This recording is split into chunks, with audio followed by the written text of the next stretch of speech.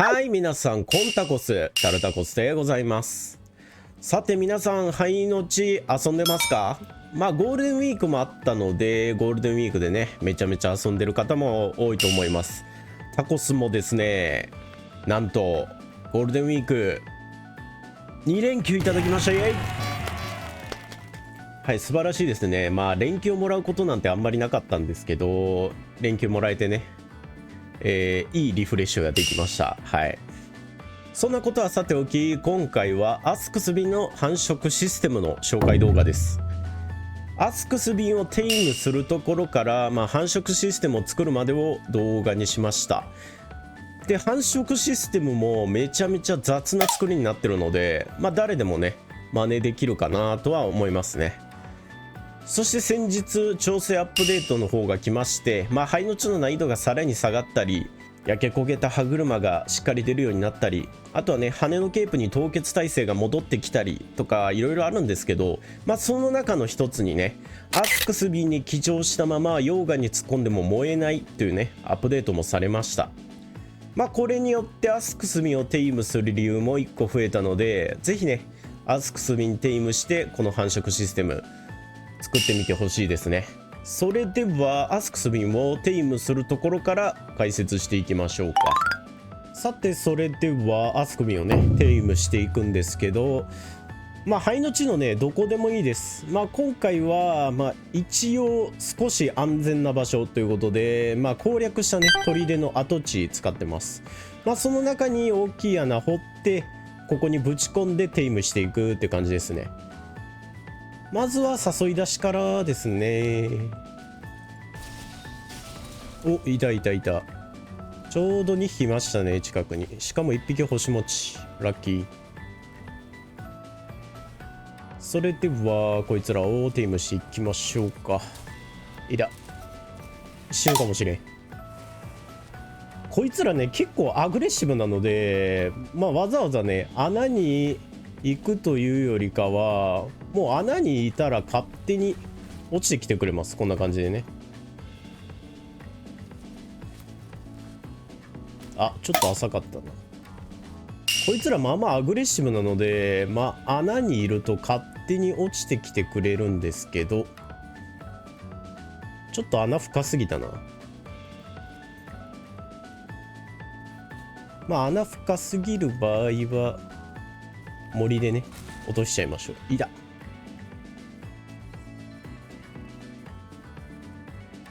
よいしょ。これで1匹 OK ですね。あともう1匹捕まえます。さっきの星持ちいるかな。まだあれ、さっきの星持ち消えましたな。残念。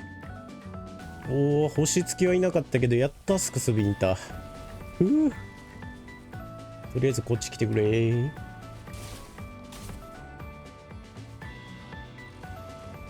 あら、穴から1匹出ちゃうな。仕方ね、もう1箇所掘るか。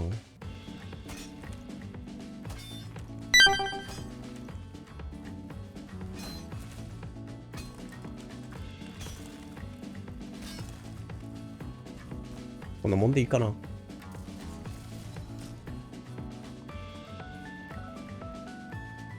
さて、こんなもんでいいでしょう。アスクスミをね、とりあえず2匹確保しました。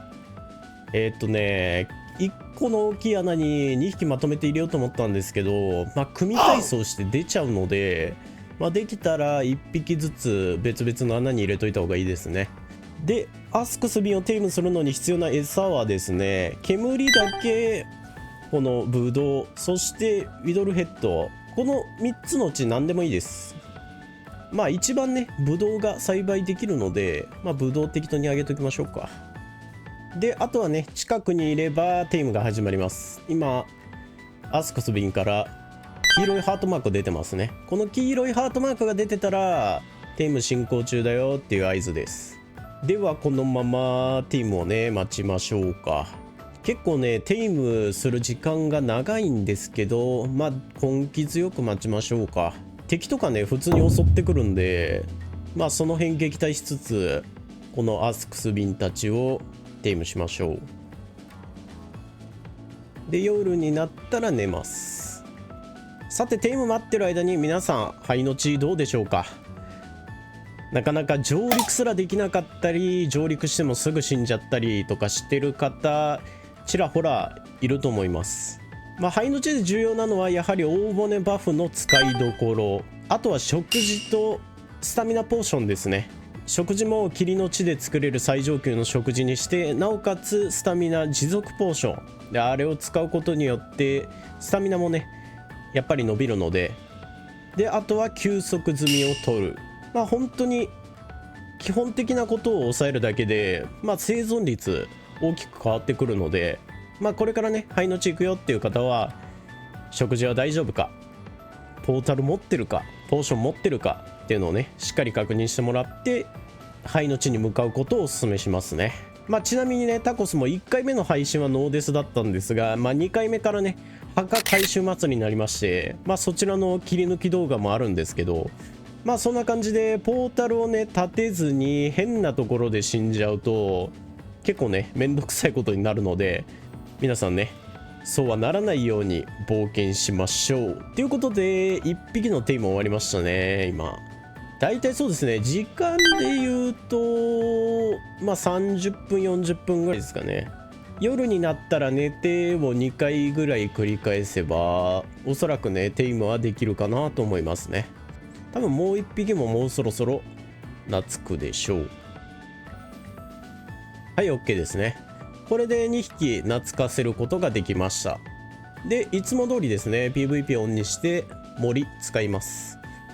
で今回ねアスクスビン乗れるんで、アスクスビンの蔵がありますね。アスクスビン結構動き回るんで、これ使っておきましょう。よいしょ。乗る準備をしといて、アスクスビンを出していきましょう。もうちょいか。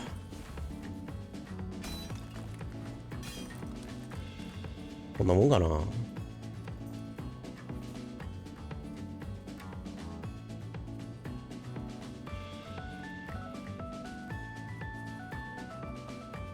別に乗らなくても大丈夫だった。はい、こんな感じでね2匹閉じ込めたら、あとはね見守っときます。中に同じように餌入れてもらって、しばらく待っときましょう。はい、するとね赤いハートマーク出ますね。これで繁殖します。はい、そしてね何分か経つと卵がね生まれてますね。今早速2個産んでくれました。これがですねアスクスビンの卵です。これですね。これをね拠点に持ち帰りましょう。でこの卵をねまた鶏みたいに温めることによってアスクスビンが繁殖するって感じですね。この卵をとりあえずは6個持ち帰りましょうか。たまにね組体操して脱走するんで、そこだけ要注意ですね。よし OK、 これで6個入手できましたね。普通にしてれば 2,3 分に1個ぐらいのペースで卵産んでくれるかなって感じです。ちょっとね天候荒れてたりしたらもしかしたら卵産まないかもしれないんですけど、ちょっとさっきそんな感じだったんで、この辺はちょっと要検証っていうとこですかね。さあ帰ります。はい、それではアスクスビンをねテイムできたところで繁殖システムを作るための実験をしてみます。今ここにアスクスビンが3体、そして卵が2、4、6個ありますね。でこのアスクスビンから離れた地点2メートル、4メートル、6メートル地点に卵1個と8メートル地点に卵1個あります。でアスクスビンは嬉しいってなってるので、繁殖する準備はできてるんですが繁殖上限を迎えてるので卵を産まないっていう状況ですね。タコスが調べた限りではアスクスビンの繁殖上限、個体とこの卵合わせて10個です。で今卵6、7、8とアスクスビンがね3体いるので11ですね。10を超えてるので繁殖しないということです。ではね、何メートル離れたところからこの個体数をね認識しなくなるかっていう実験ですね。今6メートル地点にある卵を取りました。するとどうでしょうか。はい、繁殖始まりましたね。今赤色のマークが出たと思います。はい、6メートルのね卵を取ると繁殖がね始まりました。赤いエフェクト出たと思います。ということはこのね8メートル地点の卵は認識していないということですね。つまり8メートルよりね下に落とせば個体数の上限を突破して繁殖システムを作れるっていうことです。はい、以上の実験からアスクスビンのね繁殖上限は個体と卵を合わせて10個、そして卵の認識範囲は8メートルっていうのが分かりました。つまり8メートル以上のところに卵を落とせばアスクスビンの繁殖システムは完成するっていうことですね。さてそれでは繁殖の上限も分かったところで、タコスが作ったね、繁殖システム見ていきましょう。こんな感じですね。外装は見たら分かります。箱ですこんな感じの雑な作りでも全然機能はするので、それではね中がどんな感じになってるかちょっと見てみましょうか。まずはどれぐらい繁殖してるのかちょっと見ましょう。もう足音がすごいんですけど、はい、こんな感じですね。もうね打ち合っているんですがまだ卵は産んでます。結構ね間引いたんですけど、それでもねこれぐらいの数繁殖しますね。で漢字の上どうなってるかというと、ちょっとポータル入れない。はい、こんな感じですね。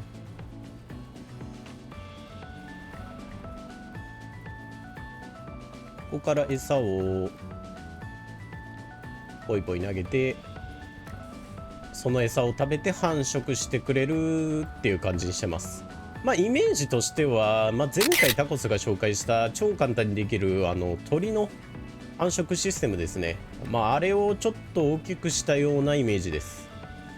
で今回はコウモリ対策としてしっかりと囲ってます。はい。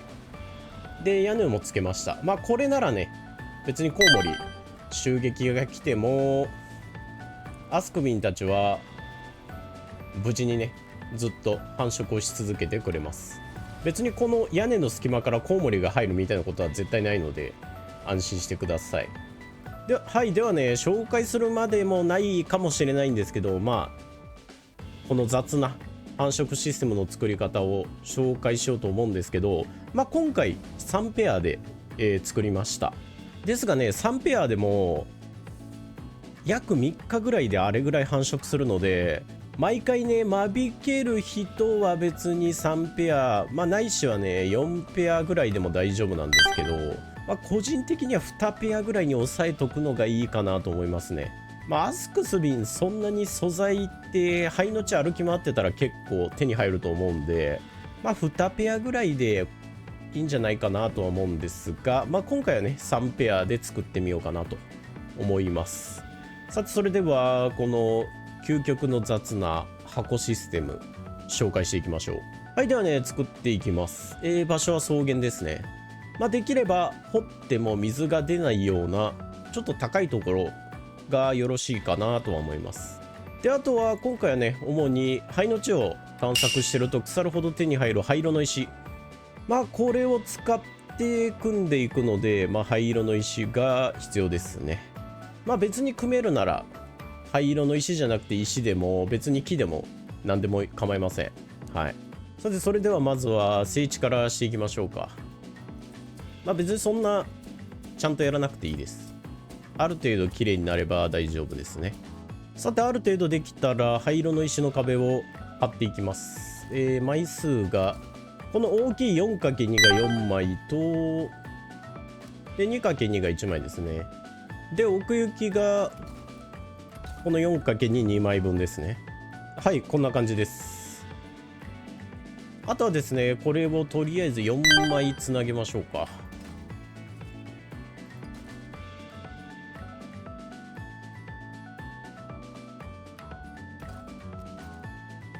さて4枚貼り終えて 8m を確保したら、次はね一番上作っていきます。ちょっとめんどくさいので建築無償でやってるんですけど、まあ特に珍しい素材は使わないですね。よいしょ。で上まで来たら次はこの床ですね。床貼ってきます。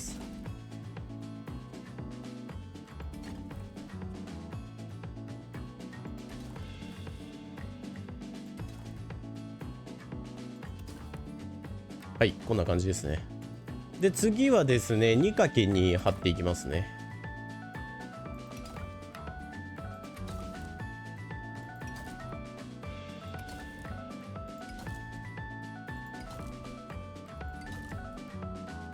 はい、 OK です。で次はこの木の床をですね貼ります。まあこれ最終的には壊すので分かりやすいようにね石の壁と区別するために木の床をね貼っておきます。はい、こんな感じですね。でここまでできたら次はですね囲いを作ります。まずは1段ずつ作って、ここは一応気持ち窓をつけときます。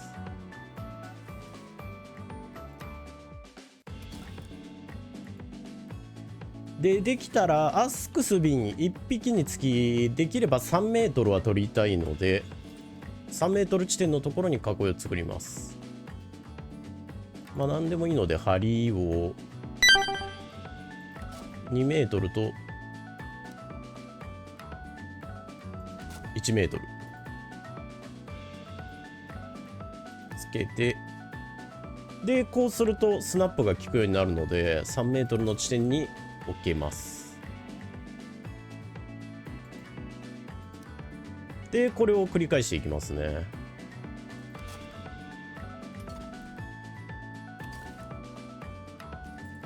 はい、これで囲いが12345 6個ですね。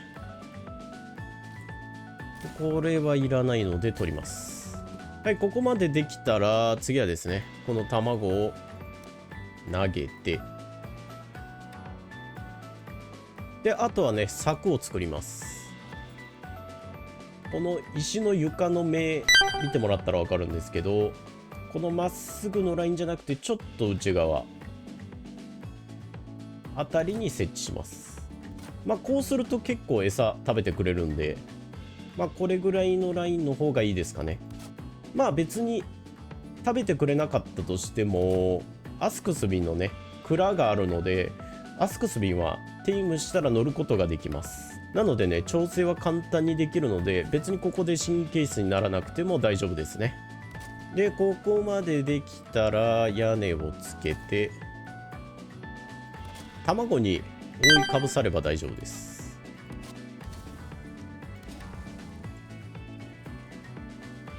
で火を焚いてあげれば卵を見ると温かいになってますね。でこれでですねバルヘイムの時間で約2日ぐらいで浮かします。ではポータルを設置してそれでは2日後まで放置ですね。はい、2日経ちました。無事生まれてますね。アスクスビンの幼体です。ここからあのでかさまで、2日ぐらいですぐでかくなります。で生まれたらもう火はいらないですね。で屋根も取っ払います。でここまで来たらもう一段張って屋根をつけますね。別に最初に作ってもいいとは思うんですけど、検証してないんですけどね、もし子供がいぶされたりして死んじゃったら嫌なので、一応は生まれてから屋根はつけます。で屋根もですね今回超雑に作ってるんですけどしっかりとですね作りたい方はもう丁寧に作っていただいたら大丈夫です。まあタコスはねちょっとねこの辺のセンスが、まあ最近ちょっと建築学び中なんですけど、まあ繁殖システムを作るとなると、まあめんどくさいな、これでいいやって思っちゃう派なので、はい OK ですね。貼り終えました。貼り終えたらちょっと下行きましょうか。で1枚壊してもらってドア設置して、で大人になったらこの木の床を壊すって感じです。さてそれではアスクスビンが大人になるまで放置ですね。はい、それでは今2日経ちました。大人になってますね。約2日で大人になります。でここからまあ適当に餌あげて、おっと今回全然食べてくんないなもし食べてくれない場合は一度柵を壊して一番最初の、はい今食べましたね。食べたら大丈夫だと思います。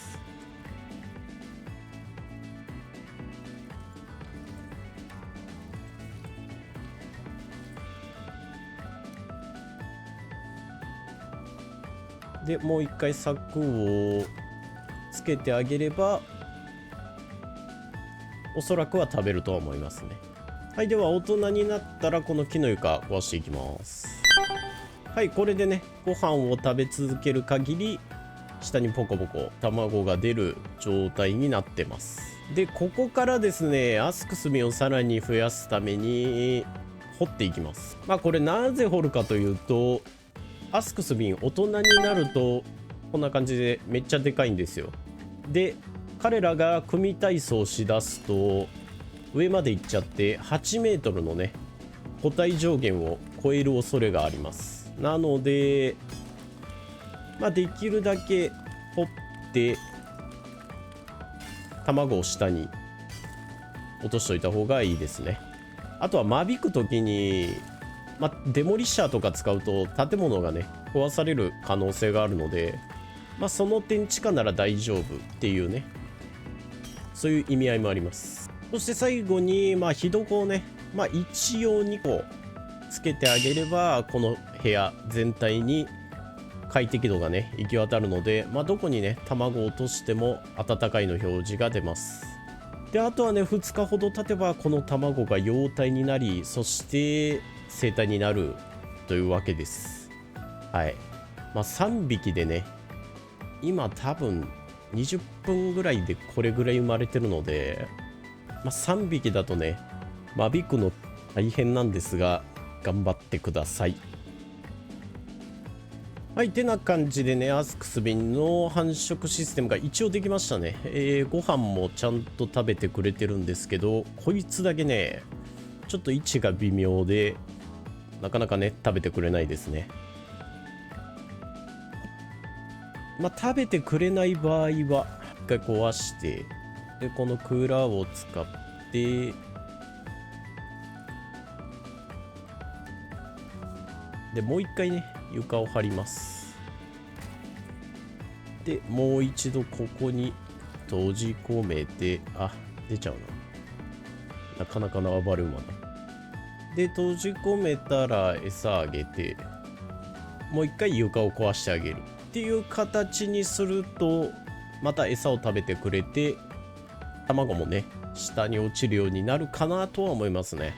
まあですがこんな感じで調整してもまあ食べてくれない場合もあるので、まあそういう場合はねちょっと根気強く調整していくしかないですね。一番最初生まれた時はちょっと食いつきは悪かったので、まあこの丸の柵外してブドウをね食べるのを確認してからもう一回閉じ込めるっていう作業をすれば、まあおそらく食べてくれるとは思うんですが、まあそれでもねなかなか食べてくれない子は食べてくれないので、まあそういう場合はちょっと根気強く調整していくしかないかなって感じですね。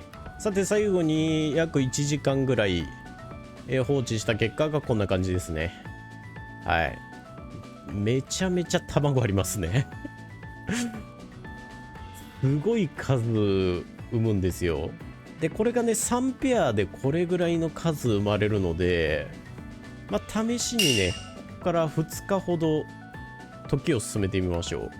はい、今ねちょっとチートで時を進めてるんですけど、見てください。卵がどんどんとこのアスクスビンの容態に変わっていってますね。もはやね1匹ぐらいだったら可愛いなと思うんですけど、まあこれだけいるとちょっとキモいですね。でさらにここから、2日ほど時を進めてみましょう。はい、あんだけいたアスクスビンの容態がほぼほぼ大人になりました。はい、もうこんな感じになります。もうねすごいカオスな状態になりますね。こういう状況でね間引くので、まあ、かなりね根気がいります。まあ例えばデモリッシャーで PVP をオンにして